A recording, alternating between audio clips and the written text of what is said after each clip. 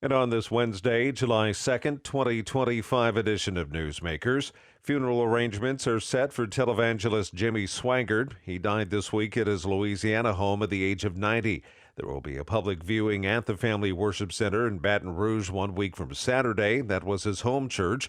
Services will be the following Sunday. President Trump took to social media calling the popular pastor an incredible man of faith. Swaggart grew his ministry to a multi-million-dollar enterprise through popular televised ministries in the 1980s. He founded the Sun Life Broadcasting Network and the Family Worship Center in Baton Rouge, both of which his family still runs. Swaggart famously responded to a 1988 scandal involving a prostitute by tearfully admitting to sin and adultery during a televised church service. He was eventually defrocked by the Assemblies of God.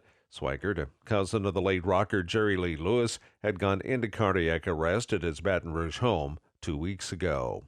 Wisconsin's more than a century-old abortion ban has been struck down in court.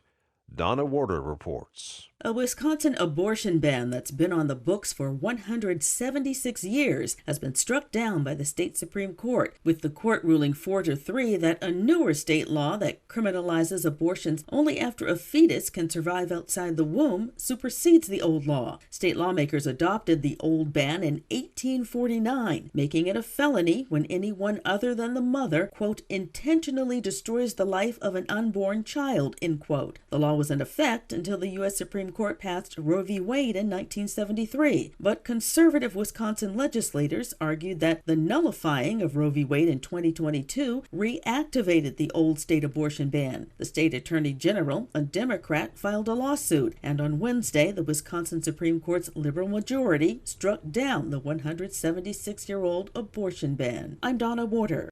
Another lawsuit has been filed over Oklahoma's new social studies standards for public schools, this time in the state Supreme Court. The lawsuit, filed today by a group of parents, teachers, and faith leaders, alleges the standards unconstitutionally promote Christianity.